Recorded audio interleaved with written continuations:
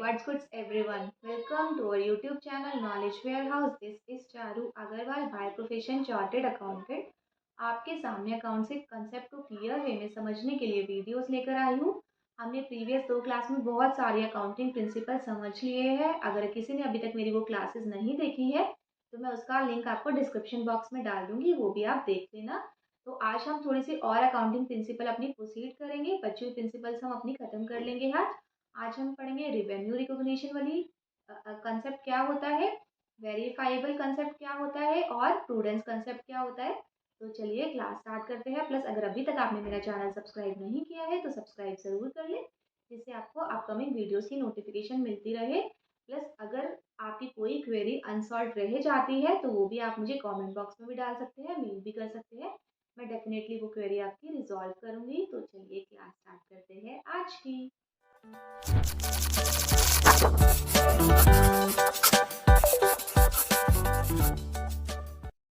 तो हमने कौन कौन से अकाउंटिंग प्रिंसिपल्स पढ़ लिए। हमने पढ़ लिया कि सबसे पहले तो हमारा बिजनेस एंटिटी कंसेप्ट होता है। बिजनेस एंटिटी कंसेप्ट में हम क्या पढ़ा था बच्चों हमने कि हमारा कैपिटल बिजनेस अलग है, हमारा ऑनर अलग है, तो हम सेपरेट रिकॉर्डिंग करते हैं। और सेकंड में हमने पढ़ा था वही मनी मेजरमेंट में कि हम वही ट्रांजैक्शन या इवेंट्स हमें रिकॉर्ड करना है जो कि हम एक्सप्रेस कर सकते हैं मॉनेटरी मनी में। तो अकाउंटिंग प्रिंसिपल पीरियड कंसेप्ट में हमने पढ़ा था कि जो बिजनेस है वो गोइंग कंसर्न है, वो इनडेफिनिट पीरियड तक चलता है। तो हम अगर यही सोच के चलते रहे कि वो इनडेफिनिट पीरियड तक चलेगा, लास्ट में हम उसकी देखेंगे कि क्या हुआ, प्रॉफिट हुआ, लॉस हुआ, तो हम टाइम टू टाइम इवैल्यूएशन नहीं कर पाएंगे, टैक्सेस नहीं पे कर पाएंगे। इसलिए हमने क्या किया है, पीरियड में उसको ब्रेक कर लिया। और वो पीरियड बेसिकली होता है 1 ईयर का। तो उसके बेसिस पे हमें क्या करना पड़ता है, हमें इवैल्यूएशन करना पड़ता है। हम अपनी फाइनेंशियल स्टेटमेंट बनाते हैं। तो बेसिकली इसमें यही बताया हुआ है कि आपको हर साल जो है वो अपना फाइनेंशियल स्टेटमेंट्स बनाना पड़ेगा हर साल का। तो नेक्स्ट हमारा था क्या, full disclosure principle. Full disclosure में हमें पता था कि सारे जो हमारी इंफॉर्मेशन रिलेटिंग टू बिजनेस होती है वो हमें पूरा का पूरा रिकॉर्ड करना है अपने बिजनेस के अंदर। देन हमने पढ़ा था मटेरियलिटी प्रिंसिपल कि जो भी मटेरियल चीज़ है, जो भी हमारा इन्वेस्टर को इन्फ्लुएंस कर सकती है, उसको हमें रिकॉर्ड करना है। देन हमारा था cost concept principle. Cost concept में क्या था बच्चों कि जिस चीज़ को हमने जितने में खरीदी है उतने में ही हम रिकॉर्ड करेंगे। अगर बाद में फ्लक्चुएशन भी कोई हाई है उसकी कॉस्टिंग में तो it doesn't matter for us, क्योंकि ये हमारे लिए फिजिबल ही नहीं है कि हम बार बार उसकी फ्लक्चुएशन को रिकॉर्ड करते रहे। कोई चीज़ हमने 9 लाख की खरीदी है, वो 10 लाख की हो जाए, फिर हम उसको काट के 10 लाख लिखे। अगर वही चीज़ वापस 9 लाख की हो जाए, फिर हम उसको काट के 9 लाख लिखो, तो इट इज़ इम्पॉसिबल है। तो वो अकाउंटिंग प्रिंसिपल यही कह रहा है कि आपको सारी चीज़ें किस पे रिकॉर्ड करनी है, कॉस्ट वाले ही कंसेप्ट पे करनी है।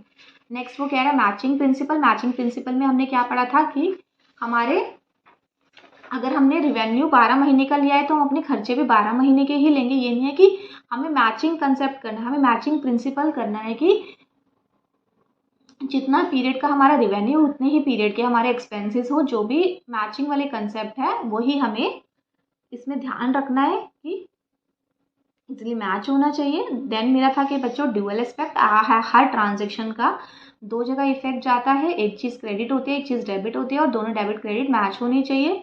या फिर और हमने अकाउंटिंग इक्वेशन में समझी थी कैसे अकाउंटिंग इक्वेशन में डालते हैं, क्योंकि एक चीज़ हमारे पास जाती है तो दूसरी चीज़ हमारे पास आती है। ठीक है, अब हम पढ़ते हैं आगे वाली अपनी accounting principle.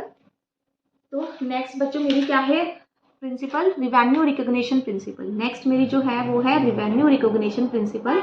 Revenue recognition principle क्या होती है कि बहुत सिंपल सी प्रिंसिपल है कि इसमें हम ये देखते हैं कि हमने वो ट्रांजेक्शन हुई कब है, चाहे उससे जो हमारा पैसा है हमें बाद में मिला। जैसे कि हमने अक्रूवल में नहीं किया। रिवेन्यू रिकॉग्निशन मतलब अगर सपोज मैंने सेल की है, ठीक है, मैंने किसी आइटम को सेल की है, उसको सपोज फरवरी में सेल की है, और उससे रिलेटेड जो मुझे कैश है मेरे को अप्रैल में मिला है। मैंने फरवरी में 21 फरवरी को सेल कर दी कोई मटेरियल, कोई प्रोडक्ट सेल कर दिया, और उससे मुझे पैसा जो है मिला है फरवरी में। तो मैं कब मानूंगी बच्चों सेल, मैं फरवरी में मानूंगी, अप्रैल में मानूंगी, मैं उसको मानूंगी फरवरी में। यही ये बताता है रिवेन्यू रिकॉग्निशन प्रिंसिपल। ये बताता है कि रिवेन्यू हमें तब रिकॉग्नाइज करना है, इनकम मुझे तब रिकॉग्नाइज करनी है जब वो एक्चुअली में हैपन हुआ हो, उससे रिलेटेड मुझे पैसे बाद में कभी भी मिले हो। ऐसे भी पॉसिबल है कि ये जो पैसे हैं अप्रैल की बजाय उसको फरवरी से पहले ही मिल गए थे, उसको जनवरी में ही मिल गए थे, जनवरी में मिले हो या ना फरवरी में मिले हो, कभी भी मिले हो, पहले मिले हो या बाद में मिले हो, हमें कब रिकॉर्ड करना है सेल, कब हमें रेवेन्यू रिकॉग्नाइज करना है, वो करना है फरवरी। क्योंकि इस केस में हमारा क्या होता है, एडवांस भी हो सकता है, उसने हमें पैसे एडवांस में भी दिए हो, और ये भी हो सकता है कि उसने हमें पैसे बाद में भी दिए हो। क्लियर? इसका एग्जाम्पल क्या हो गया बच्चों कि अगर मैंने सेल किया कोई आइटम फरवरी में और उससे रिलेटेड मुझे अमाउंट रिसीव हुआ अप्रैल में, तो इस प्रिंसिपल के अकॉर्डिंगली हम इसको कब सेल मानेंगे, हम सेल मानेंगे फरवरी में। ये आपका क्वेश्चन आ सकता है, छोटे क्वेश्चंस में, मल्टीपल टाइप क्वेश्चन में भी आ सकता है, तो ध्यान रखना। यही प्रिंसिपल बताता है, ये आपको एग्जांपल दे दिया जाएगा और ये पूछेंगे कि कौन सा ये प्रिंसिपल इस पे अप्लाई होता है, तो हम लिखेंगे रिवेन्यू रिकॉग्निशन है, कि हम तभी रिवेन्यू रिकॉग्नाइज करना है जब वो एक्चुअली में हो रहा है। देखो, revenue is recognise in the period, उस पीरियड में जब when in which it is earned, जब वो अर्नड हुआ है, respect of the whether it is received और नॉट, जब हमें वो अर्न हुआ है, चाहे हमें कैश बाद में मिला हो या ना मिला, वो doesn't matter for us. Clear? बहुत सिंपल सा प्रिंसिपल था। नेक्स्ट बच्चों मेरा क्या है प्रिंसिपल, नेक्स्ट मेरा है वेरीफाइएबल प्रिंसिपल। वेरीफाइएबल प्रिंसिपल में क्या है बच्चों कि हम जो भी अपने अकाउंट्स मेंटेन कर रहे हैं उसका मेरे पास कुछ ना कुछ डॉक्यूमेंट होना चाहिए, उसका मेरे पास कुछ ना कुछ डॉक्यूमेंट होना चाहिए, मेरे पास कुछ वाउचर होने चाहिए। आप सपोज मैं इलेक्ट्रिसिटी बिल, मैंने क्या किया, मैंने इलेक्ट्रिसिटी बिल की एंट्री डाल दी कि मैंने इलेक्ट्रिसिटी 10,000 का पे किया, तो उसके रिलेटेड मुझे सपोर्टिंग होना चाहिए, मेरे पास इलेक्ट्रिसिटी बिल होना चाहिए, मेरे पास कॉपी ऑफ इलेक्ट्रिसिटी बिल होना चाहिए। तो जो भी आप अकाउंट्स में रिकॉर्ड कर रहे हो ट्रांजेक्शन, उसके सपोर्टिंग डॉक्यूमेंट्स आपके पास होने चाहिए, चाहे वो वाउचर्स हो या कैश मेमोज हो, तो सब कुछ उसका सपोर्टिंग डॉक्यूमेंट्स कुछ ना कुछ होना चाहिए। अगर आपके पास डॉक्यूमेंट्स नहीं हुआ तो वो इरेलीवेंट है उसकी रिकॉर्डिंग। क्योंकि आप देखो, अभी आप अकाउंट्स पढ़ रहे हो, आगे देखोगे आप प्रैक्टिकली लाइफ में भी चीज़ें आएंगी, तो अकाउंट्स मेंटेन करने के बाद ऑडिट भी होता है जो कि चार्टेड अकाउंटेंट करता है। तो जो भी आप सारी रिकॉर्डिंग करते हो, अकाउंट्स बनाते हो, वो सब की सब आपकी ऑडिट होती है। ऑडिट मतलब चेकिंग, चेकिंग होती है कि आपने अकाउंट सही से मेंटेन किया है या नहीं की। तो ऑडिटिंग किस बेसिस पे करते हैं, जो आपके डॉक्यूमेंट्स है। अगर कुछ वर्बली बोला आपके ऑनर ने या फिर किसी ने भी कि कितना का खर्चा बुक करा लो, तो आप ऐसे अकाउंटिंग नहीं बनाओगे। उसने वर्बली बोला कि 10,000 का खर्चा बुक कर लो, तो वो कह दोगे मुझे उसका सपोर्टिंग डॉक्यूमेंट्स तो दिखाओ कि ये 10,000 का खर्चा क्या है। ठीक है, तभी तो इलेक्ट्रिसिटी बिल हो तो बिल डालना है, वाटर बिल हो तो बिल डालना है, कुछ भी चीज़ हो, कोई भी खर्चा आप रिकॉर्ड कर रहे हो, उसके रिलेटेड आपको उसका बिल भी, उसका सपोर्टिंग डॉक्यूमेंट्स भी होने चाहिए। तो इसलिए क्या है, वेरीफाइएबल ऑब्जेक्टिव प्रिंसिपल, मतलब वेरीफाई होना चाहिए जो भी आपने अकाउंटिंग रिकॉर्ड किए, अकाउंटिंग एंट्रीज रिकॉर्ड किए। और ये नहीं है पर्सनल ब्याज की आप अपना पर्सनली अपनी नॉलेज से आप उससे कुछ डाल रहे हो, नहीं, आपके पास उसका सपोर्टिंग डॉक्यूमेंट्स होना चाहिए। देखो जैसे कि हमारा ये है, this principle hold that the accounting should be free from personal bias, all accounting transaction should be evidence and supported by the business document. हर चीज़ का आपके पास डॉक्यूमेंट होना चाहिए। जैसे कि अगर आप कहीं गए आए, कैब ली, तो कैब का भी आपके पास बिल होना चाहिए। आप अगर फ्लाइट में गए हो, ट्रेन से गए हो, तो आपका बिल होना चाहिए साथ में। ऐसे नहीं कि आप वैसे ही ट्रैवलिंग के कन्वेंस के खर्चे बुक करते जाओ, हर चीज़ की आपके पास सपोर्टिंग एविडेंस होना चाहिए, वरना वर्बली बोल के तो कोई भी उल्टे सीधे खर्चे नहीं डाल लेगा। ठीक है, तो क्या है, all accounting transaction should be evidence and supported by the business document. This supporting documents are cash memos, कौन कौन से हो सकते हैं, voucher and provide basic for accounting and auditing. ये कुछ भी हो सकते हैं और ये बेस प्रोवाइड करते हैं अकाउंट्स को और ऑडिट को। क्लियर? बहुत सिंपल सा था प्रिंसिपल। वेरीफाइएबल ऑब्जेक्टिव मतलब जो भी हम रिकॉर्डिंग कर रहे हैं उसके सपोर्टिंग में हमारे पास कोई ना कोई डॉक्यूमेंट्स होना चाहिए। नेक्स्ट बच्चों मेरा क्या है, नेक्स्ट सबसे इम्पॉर्टेंट है, इसलिए मैंने इसको सबसे लास्ट में कवर किया है कि मैं इसको अच्छे से टाइम देके समझाऊँ। प्रूडेंस और कंजर्वेटिव, इसके दो नाम है, प्रूडेंस और कंजर्वेटिव। बहुत इंपॉर्टेंट अकाउंटिंग प्रिंसिपल है। प्रूडेंस का क्या मतलब है और कंजर्वेटिज्म का क्या मतलब है, यह समझते हैं। कंजर्वेटिज्म मतलब कंजर्व करना किसी चीज़ को, प्रूडेंस मतलब अपनी इंटेलिजेंस का यूज़ करना, प्रूडेंस यूज़ करना, अपनी इंटेलिजेंस का यूज़ करना, ठीक है। तो प्रूडेंस और कन्वर्टिज्म में क्या है बच्चों की, देखो जैसे हमें अगर कुछ इंट्यूशन हो रही हो कि हमारे साथ कुछ गलत होने वाला है, ठीक है, तो हम क्या करेंगे, उसको अकाउंट्स में रिकॉर्ड कर देंगे। लेकिन अगर हमें कुछ इंट्यूशन ये हो ना कि हमारे पास कुछ अच्छा होने वाला है, उसको मैं अकाउंट्स में रिकॉर्ड नहीं करूँ। ये कंसेप्ट बताता है, ये प्रिंसिपल बताता है, क्या बताता है कि अगर मुझे कुछ इंट्यूशन हो रही है या मुझे कुछ लग रहा है, मुझे मेरे साथ कुछ बुरा होने वाला है, तो मैं उसको रिकॉर्ड कर दूंगी।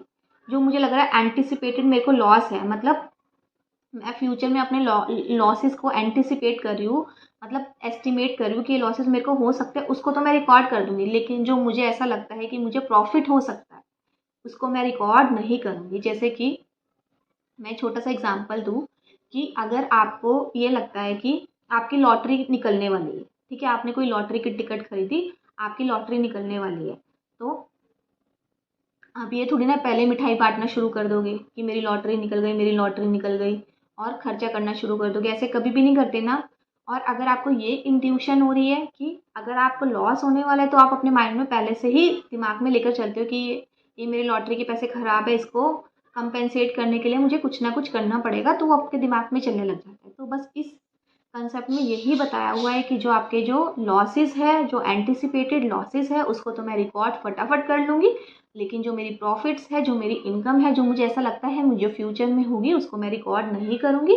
जैसे मैं आपको लॉटरी का एग्जांपल दिया, ऐसे ही अगर आपने कोई एग्ज़ाम दी है और आपको 100% डेफिनेटली श्योर है कि आप पास हो जाओगे, सीए बन जाओगे, आप अच्छे नंबर लाओगे, कुछ भी है, 90 अबव लाओगे, 99 लाओगे, तो आप क्या करोगे, पहले ही बांटने लग जाओगे अपनी कॉलोनी में अपने रिलेटिव्स को कि हाँ भाई मेरे तो इतने नंबर आ गए, मेरे इतने नंबर आ गए, मेरे इतने नंबर आ जाएंगे। ऐसा कुछ भी नहीं करते ना, आप चुपचाप बैठे रहते हो। और अगर नहीं एग्जाम्स अच्छे नहीं हो और एक्सपेक्टेड भी नहीं हो आपके अच्छे नंबर आएंगे, तो आप एक बार भी अपनी मम्मी पापा को ऐसे लेटर में बोल के रखते हो, नहीं मेरे एग्जाम्स तो अच्छे हुए नहीं, तो मुझे कुछ ज़्यादा एक्सपेक्टेशन। बस यही चीज़ है। अगर कुछ गंदा होने वाला होता है, तो मैं 10 चीज़ें में और हाथ पैर मारती हूँ, 10 चीज़ें और सोचती हूँ कि मैं इसको ओवरकम करने के लिए मैं क्या चीज़ कर सकती हूँ। तो इसीलिए जो अगर आपकी लॉसेस होता है, उसको ओवरकम करने के लिए मैं बुक्स में रिकॉर्ड कर लेती हूँ उस चीज़ को कि मैं उसका सोल्यूशन ढूंढूं। लेकिन अगर मुझे ये पता होता है कि मुझे इनकम होने वाली है, मुझे गेन्स होने वाले हैं, तो उसको मैं रिकॉर्ड नहीं करती। ये यही बताता है, मैं आपको कंजर्व लेकर चलती हूँ कि मैं लॉसेस पे तो ध्यान लगा देती हूँ, लेकिन अगर प्रॉफिट होता है तो ऐसे शोर नहीं मचाना, बुक्स में भी नहीं रिकॉर्ड करना, वो मैं फ्यूचर में ही देखूंगी अगर मेरा प्रॉफिट हो गया। क्लियर। अब थोड़ा सा कोरिलेट करते हैं थ्योरी के साथ, उसके बाद थोड़ा सा और समझेंगे इसको क्या बोलता है प्रूडेंस और conservatism. Don't anticipate a profit and provide all the possible losses. हमें क्या करना है, एंटिसिपेट नहीं करना प्रॉफिट को, और सारे के सारे लॉस को मुझे क्या करना है, प्रोवाइड करना है। ये क्या बोलता है, ये प्रिंसिपल बोलता है कि मुझे प्रॉफिट को एंटिसिपेट नहीं करना और मुझे सारे पॉसिबल लॉसेस को प्रोवाइड करना। In short the financial statement present are realistic picture of state of affair of the enterprise. मतलब वो ये कह रहा है कि जो फाइनेंशियल स्टेटमेंट है वो रियलिस्टिक पिक्चर एंटरप्राइज की प्रेजेंट करे। ये नहीं कोई फेक पिक्चर करे, ये नहीं कि अगर प्रॉफिट आया या नहीं आया वो फ्यूचर का बात है ना।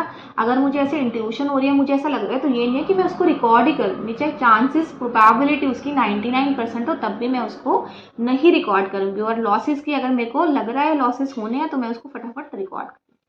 तो नेक्स्ट में क्या है बच्चों, नेक्स्ट है ये financial statement don't paint a better picture than what is actually is. Okay, कह रहा है फाइनेंशियल स्टेटमेंट ये नहीं है कि अच्छी अच्छी पिक्चर्स जो उसको इंट्यूशन भी हो रही है, तो देखो सारे अब नॉर्मल है, नॉर्मल नहीं, अब बिजनेस है, बिजनेस वाले को ऐसे हर कोई करना शुरू कर देगा कि ठीक है मुझे तो ऐसा लग रहा है मुझे फ्यूचर में प्रॉफिट होने वाला है, चलो मैं आज ही रिकॉर्ड कर लूँ। तो क्या होगा, इन्वेस्टर को लगेगा कि ठीक है इसका तो प्रॉफिट है, बुक्स इसके प्रॉफिट शो कर रही है, तो हम इन्वेस्ट कर ले। तो क्या करेगा, वो गलत पिक्चर देगा इन्वेस्टर को। तो इसीलिए ये प्रिंसिपल बना हुआ है कि किसी को भी अपने जो अगर एक्चुअली में प्रॉफिट नहीं अराइज हुए, तो उसको रिकॉर्ड नहीं करना है। वो यही कह रहा है कि जो फाइनेंशियल स्टेटमेंट है वो बेटर पिक्चर पेंट नहीं करेगा, जो कि एक्चुअली है ही नहीं। और विंडो ड्रेसिंग भी अवॉइड कर रखा है, मतलब ऊपर से लीपा पोती भी नहीं करेगा वो कि ऊपर से उसको अच्छे से सजा दे, ऐसा भी नहीं करेगा वो। तो बेसिकली वही मतलब है कि जो प्रॉफिट नहीं हुए हैं उनको रिकॉर्ड नहीं करना है, बस दिमाग में क्या लेके चलना है, जो प्रॉफिट मेरे नहीं हुए हैं, जो प्रॉफिट मेरे को मिले हैं उनको मुझे नहीं अराइज करना, लेकिन वो वाले लॉसेस जो कि मुझे लग रहा है कि मुझे फ्यूचर में होने वाले हैं, जैसे कि सर्दी आने वाली है, तो मेरे दिमाग में डर है कि सर्दी आने वाली है, तो मैं क्या करूँगी, स्वेटर्स वगैरह विंटर वाला स्टफ अपना सारा निकाल लूँगी। तो मैं क्या करती हूँ, जो फ्यूचर में जो मेरे पास कॉन्सिक्वेंसेज होने वाली है उसके रिलेटेड मैं अपने ओवरकम चीज़ें ढूंढती हूँ ना, कि इससे जो है इसको मैं कैसे फेस कर सकती हूँ, कि विंटर्स आने वाले तो विंटर को मैं कैसे फेस करूँगी। मैं अभी से तैयारी करने लग जाती हूँ कि मैं अपने स्वेटर या विंटर स्टफ निकाल के रख लूँ। अगर मैं फेल होने वाली होती हूँ किसी एग्जाम में, तो मैं क्या सोचती हूँ कि 10 चीज़ों में अगर मैं फेल हो गई तो मैं ये चीज़ें करूँगी। ऐसे ही अगर आपका लॉस होने वाला होता है तो बिजनेस में पहले ही रिकॉर्ड हो जाता है कि इससे रिलेटेड वो कुछ ना कुछ आउटकम्स निकाल ले कि उसका वो चीज़ ओवरकम हो जाए, और इन्वेस्टर को भी रियल पिक्चर दिखे, कि ये ना हो कि अगर सिर्फ हम प्रॉफिट एंटिसिपेट करेंगे, प्रॉफिट एंटिसिपेट कर देंगे तो प्रॉफिट एक्चुअली में हैपन ही नहीं हुए, तो और इन्वेस्टर को अच्छी पिक्चर दिखेगी, तो वो उसका मैटर, वो गुड अच्छा सही चीज़ नहीं है, वो फेकली क्या होगा, इन्वेस्टर को दिखाना। क्लियर? और हर कोई बिजनेसमैन ऐसे ही करने लगे। तो क्या है बच्चों इसके अंदर, profit should be recognise when it is reasonably sure. Profit तभी जब वो श्योर हो कि मिल ही गया, that is it shall be realised and all known liability should be accounted for. जो सारी लाइबिलिटीज है वो अकाउंटेड, जैसे मैंने आपको दिया एग्जाम्स का एग्जाम्पल, ये एग्जाम में अगर आपको प्रोबेबिलिटी है कि आप पास हो जाओगे, तो ये नहीं आप मिठाई बांटना शुरू कर देते हो। लॉटरी टिकट आपने खरीदी और आपको लग रहा है कि आपकी लॉटरी लग ही जाएगी, आपको सपना आ गया लॉटरी लगी गई, तो ऐसा थोड़ी ना कि आपकी लॉटरी लग जाएगी, आप अभी से खर्चा करना शुरू कर देते हो। कब खर्चा करते हो, जब एक्चुअली में आपकी लॉटरी लग जाती है।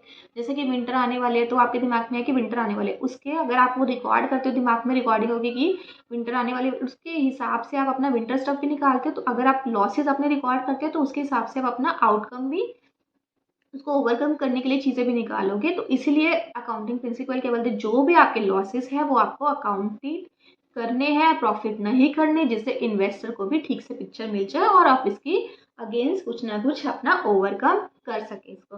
अब इसमें एग्जाम्पल क्या दिया हुआ है बच्चों, provision for doubtful debt. Doubtful debt क्या है, सबसे पहले तो मैं आपको बताती हूँ डेटर्स कौन होता है, जो कि आपने अकाउंटिंग टर्मिनोलॉजी वाले चैप्टर में सीख ही लिया है। डेटर्स वो होते हैं जिनको हमने सेल किया है, जो हमारे कस्टमर है। अब कुछ कस्टमर, हम जरूरी तो नहीं है सारे के सारे कस्टमर हमें पैसे दे दे, तो कुछ कस्टमर ऐसे होते हैं जो बाद में मना कर देते हैं, बैकआउट मार जाते हैं कि मेरे पास पैसे नहीं है तो मैं पैसे नहीं दे। तो मैं उनको क्या कहती हूँ कि मेरे गंदे डेटर्स है, ये मेरे बैड डेट्स है। ठीक है? तो क्या करता है बिजनेस, ये सोच के चलता है कि आज हमारे 10,000 के डेटर्स है, तो 10% जो डेटर्स है, 10% जो डेटर्स है या 1% जो डेटर्स है, 100 रुपये वाले जो डेटर्स है वो मुझे पैसा नहीं देंगे। तो वो क्या करते हैं, प्रोविजन क्रिएट कर लेता है, वाले जो डेटर्स है, 1% जो डेटर्स है वो मुझे पैसे नहीं देंगे, तो इसलिए मैं पहले से इसको खर्चा मान के चलता रहूँ।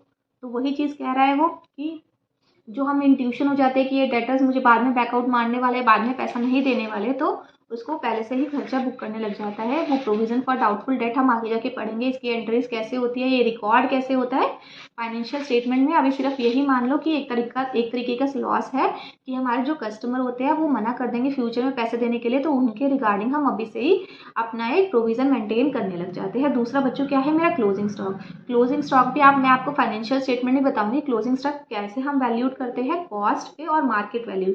कॉस्ट क्या है बच्चों, जितने का मुझे पड़ा है, और जितना भी मार्केट वैल्यू है जो इन दोनों में से लोअर होता है, मतलब साल के जो एंड में मेरा कॉस्ट पड़ा होता है उसकी वैल्यूएशन भी होती है, वो हम आगे जाके सीखेंगे। अभी बस इतना समझ लो कि जो क्लोजिंग स्टॉक की वैल्यूएशन है उसको हम कैसे करते हैं, कि जितना मेरा कॉस्ट जितने में मेरे पड़ी हुई है और जितना मेरा मार्केट वैल्यू है, जो भी इन दोनों में से कम है उस पर मैं रिकॉर्ड करती हूँ। तो ये दोनों एग्जाम्पल है हमारे प्रूडेंस के, बहुत इंपॉर्टेंट कॉन्सेप्ट है, बहुत सिंपल सा कॉन्सेप्ट है, लेकिन लोगों के दिमाग में क्लियर नहीं हो पाता। सिंपल इस कंसेप्ट में क्या है, जो भी हमारे एंटिसिपेटेड लॉस है उनको मुझे रिकॉर्ड करना है, एंटिसिपेटेड गेन्स को मुझे रिकॉर्ड नहीं करना, जिससे हम अपना फ्यूचर भी ब्राइट कर पाए, हम जो भी हमारी लॉसेस है उसको ओवरकम करने के हम तरीके भी ढूंढ पाए, और इन्वेस्टर को भी सही पिक्चर दिखा पाए, विंडो ड्रेसिंग ना करे अपने फाइनेंशियल स्टेटमेंट्स की। तो चलिए क्लास यहीं पर ही ख़त्म करते हैं, मिलते हैं नेक्स्ट क्लास में। और अगर आपको मेरी वीडियोज़ अच्छी लग रही है तो आप मेरे चैनल को लाइक, सब्सक्राइब और शेयर ज़रूर करें। Thank you.